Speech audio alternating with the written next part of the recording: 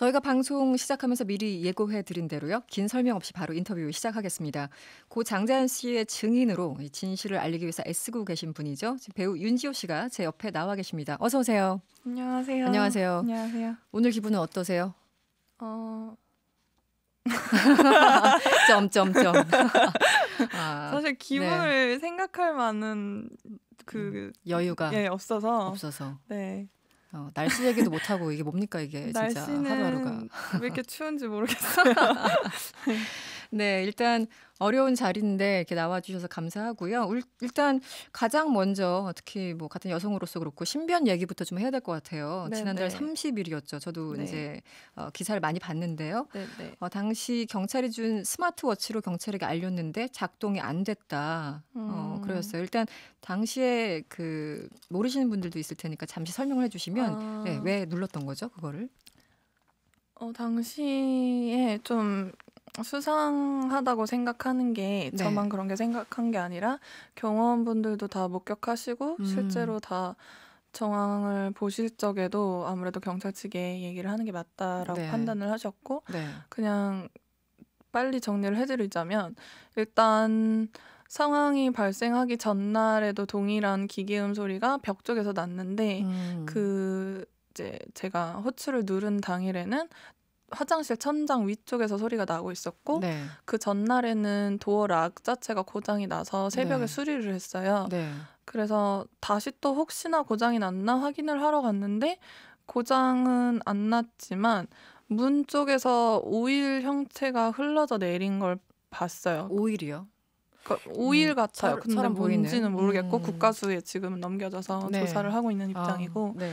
그런 상태였고 들어올 때도 이제 저뿐만 아니라 경호원분들이 항상 같이 계시니까 문을 여는데 가스 냄새가 확 나서 가스 냄새까지 났어요. 네, 그래서 사실은 보호시설로 알려졌지만 호텔이거든요. 네네. 그러니까 이제 호텔인데 그럼 CCTV랑 이런 것들이 다 있죠. 있는데 뭐 외부 출입 흔적은 뭐 이제 관리해 주시는 분들이 뭐 그렇게 왔다 갔다 한 것만 알고 있는데 뭐 솔직히 그분들이 어떤 분인지 저는 모든 것이 다 의심스러운 네, 지금 상황은. 입장이어서 네. 카드 같은 경우도 뭐 발급이 저희가 쓰는 거 말고 발급이 더 됐다고 막 그러다가 지금 그거는 다 뭐 해결이 된 것 같아요. 네. 그렇고 네. 일단 그 소리가 나는 거는 어디서 네. 나는 건지 확인이 됐습니까? 그 얼마 전에 저희 프로그램에 배사원 네. 프로파일러가 네, 나오셔서 네. 그 약간 재밍 그러니까 전파를 네. 차단하는 그런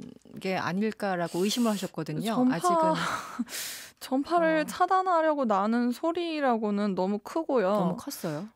되게 기분 나쁜 기계음 같은 거여가지고 네, 좀 그리고 항상 새벽 시간에 이제 새벽 5시 그쯤에 나고 이게 천장 위에서 안에서 네. 울리고 건물이 제가 이제 창가 쪽이었는데 지금 이제 이동을 했으니까 다 말씀을 네네. 드리는 거고 네. 그 당시에는 이제 창가 쪽이니까 바깥에서는 뭐가 없단 말이에요. 옆방도 없고 네. 건물 외부기 때문에 근데 벽 안에서 소리가 울려 퍼지는 건 조금 네. 이상하죠. 그리고 네. 또 저희 이제 경호업체 대표님이 항상 그 뭐라 그러죠? 그 체크를 좀 하십니까? 체크를 해주세요. 그 네네. 기계가 따로 있는데 그 기계가 뭐냐면 이제 따로 녹취를 하는 뭐 그런 뭐 형태의 카메라나 네. 뭐 그런 기계가 없는지 여부를 파악하는데 저는 몰랐는데 이제 또 알고 보니까 그 건물을 다 뜯어내고 봐야 된대요. 그러니까 지금 상태는 건물 외관에서만 하는 거고 그러니까 예를 들어서 저희가 이렇게 인터뷰를 하지만 뭐 그 중간에 어떤 물건 사이에 뭘 숨겨놨으면 그것까지는 적발이 되는데 아예 건물 안쪽이나 내부에 혹시 뭐가 있으면 거기까지는 체크가 안 된다고 들었어요. 참 여러 가지 질문 드릴 게 많습니다. 일단 그 초반에 경찰 조사 받을 때 저도 이 얘기 듣고 놀랐는데 무섭다고 했더니 경찰 측에서 이상한 얘기를 했다면서요? 뭐 키 큰 여성은 납치가 힘들다? 이 발언이 네네. 사실입니까? 네네, 사실이고. 어떤 얘기를 했었죠? 그쪽에서 경찰에서? 그때가 이제 초반이었어요. 초반이었는데 워낙 분위기가 되게 달랐어요. 전반적으로 분위기가 너무 달랐고. 달랐다는 게 어떻게 달랐다는 거죠? 처음 제가 이제 생각하는 초반 분위기는 되게 강압적이었고 무례했고 불쾌하고 막 이런 질문도 너무 많았고 수사 자체가 저는 항상 밤에서 새벽까지 이어졌단 말이죠.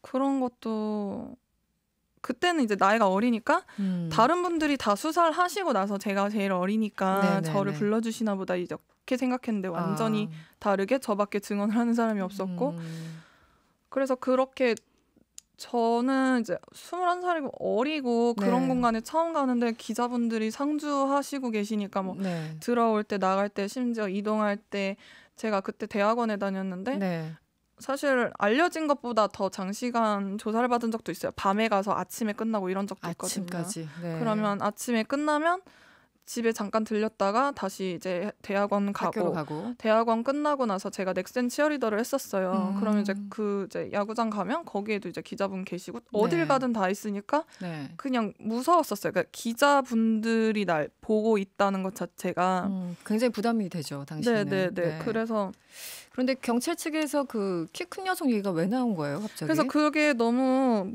그러니까 솔직히 누가 보고 있는 것 자체가 막 위협을 가한 적은 없지만 그게 무섭다, 너무 불안하다, 내가 어디 있는지를 다 알고 계시고 집도 어디 있는지를 알고 있으니까 무섭다라고 말씀을 드리니까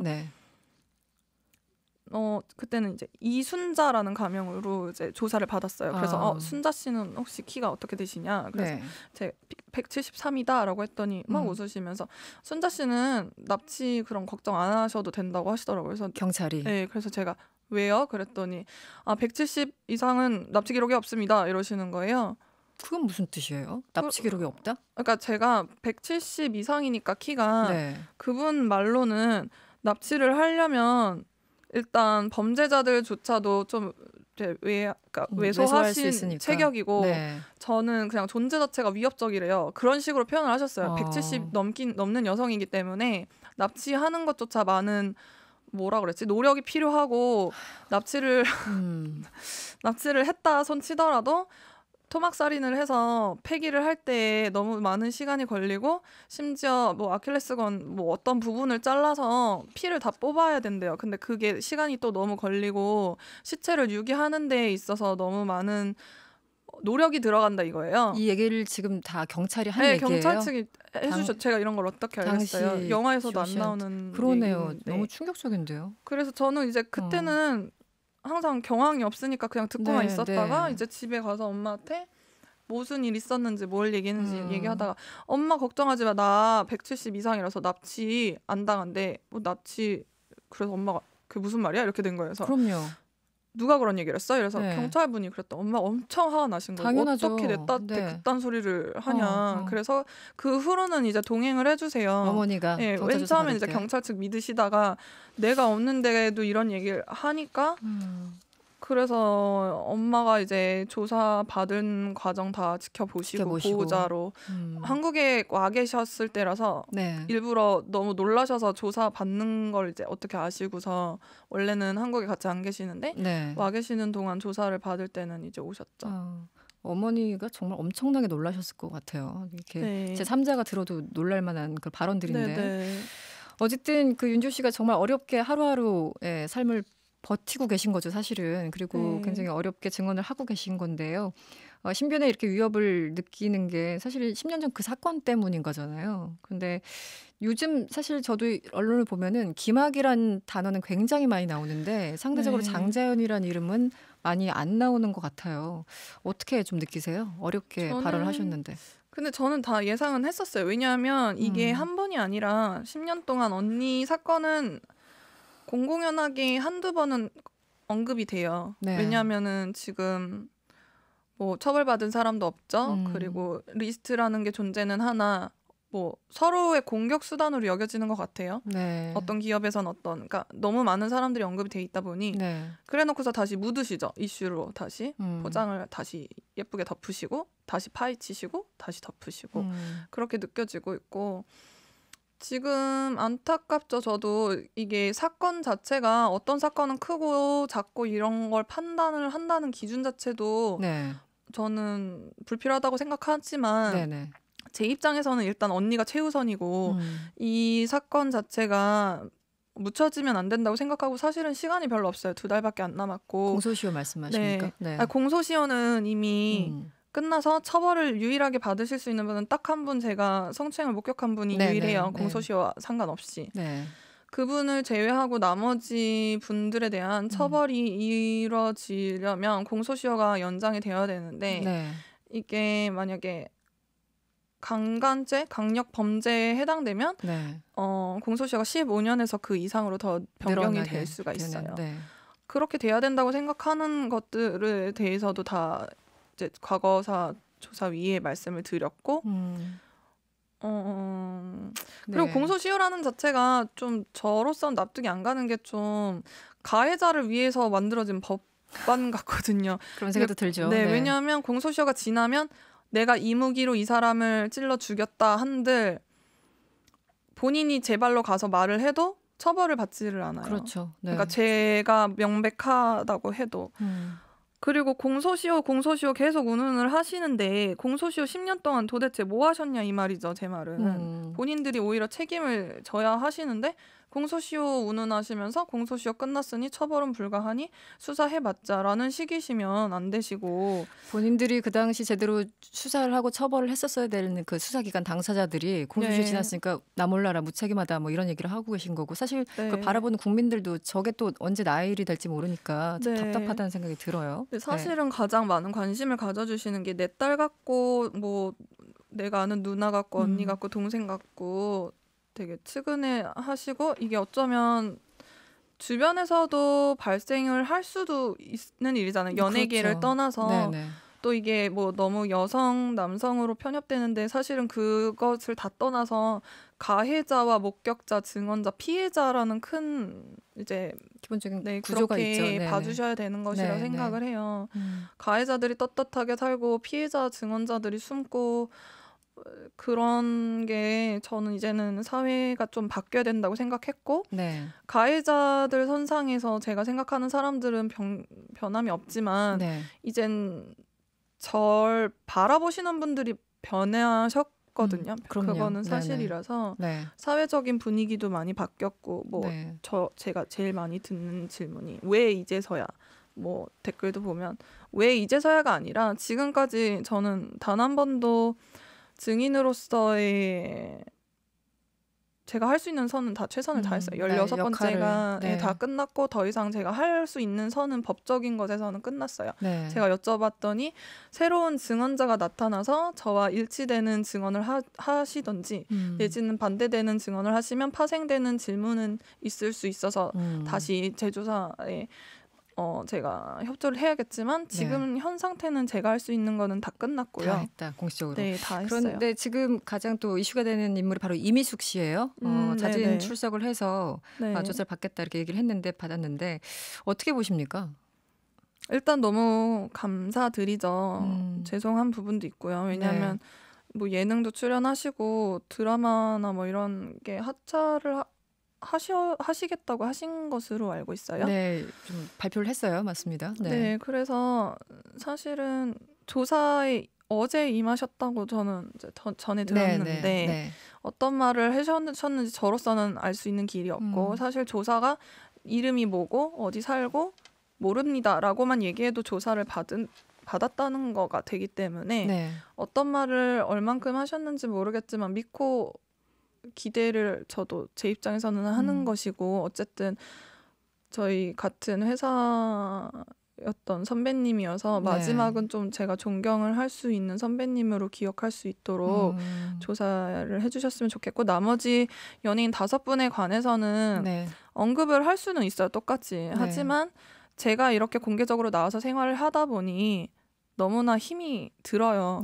그래서 지켜드리고 싶고 이분들을 지켜드리려고 하는 게 아니라 사실은 더 크게 생각해서 언니를 이미 고인이 됐지만 남은 자리에 제가 언니를 위해서 할 수 있는 지키는 일은 언니를 위한 정말 제대로 된 실질적인 일은 가해자들을 가려내서 장자연 사건이 아닌 가해자 이름으로 붙여지는 사건으로 변경을 하려면 저희가 아닌 다른 여자 연예인 5분이 증언이 절실하게 필요한 입장이에요.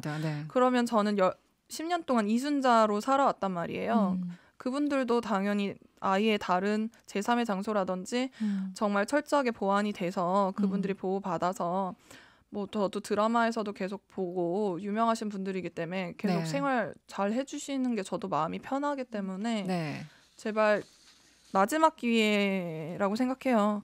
지금까지 살면서 아무래도 뭐 사람이시라면 무겁게 사셨을 것 같은데 좀 그 무거운 짐들 좀 내려놓으시고 협조 좀 제발 해주셨으면 좋겠습니다. 네, 그 문자 많이 주시고 계세요, 여러분들이. 8758번님, 윤지호 씨 언제나 어디서나 응원합니다. 힘없는 국민의 한 사람이지만 그 힘이 모여서 윤지호 씨를 지켜줄 거예요. 사건의 진실이 꼭 밝혀지기를 저 또한 바랍니다. 송미 씨도 문자 주셨어요. 윤지호 씨의 그 정의로운 용기가 꼭 빛을 발할 수 있도록 응원하겠습니다. 북콘서트 하신다고요? 네네. 언제 예정돼 있죠? 저번에 한번 취소된 적도 있었는데. 네, 취소된 것도 저는 아직 어떤 사과도 듣지 못했고.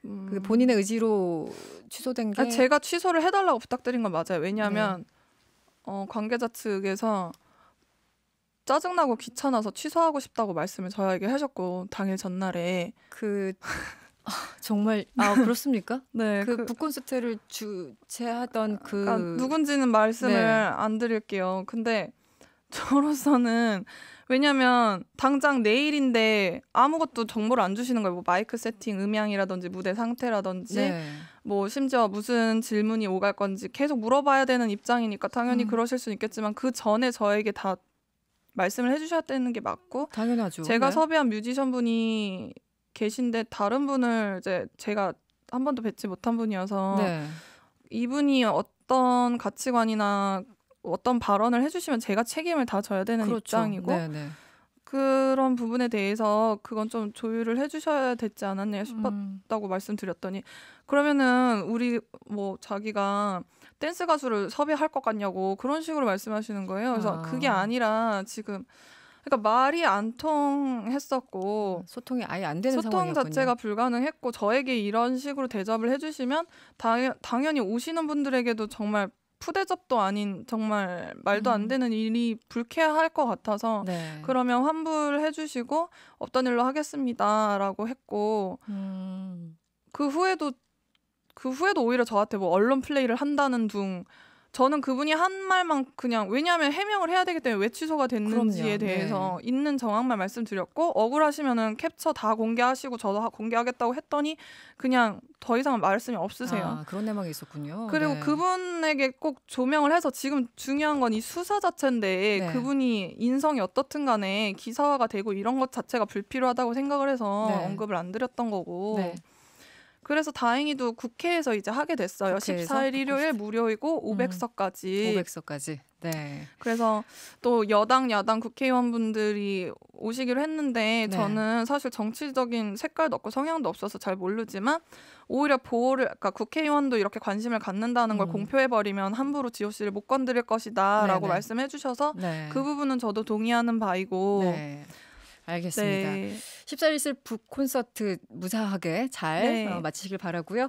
고 장자연 씨 증인으로 진실을 알리기 위해서 애쓰고 계신 우리 윤지호 씨였습니다. 고맙습니다. 네, 감사합니다. 여러분의 퇴근길을 꽉 채워드립니다. 평일 저녁 6시 5분 이승원의 세계는 그리고 우리는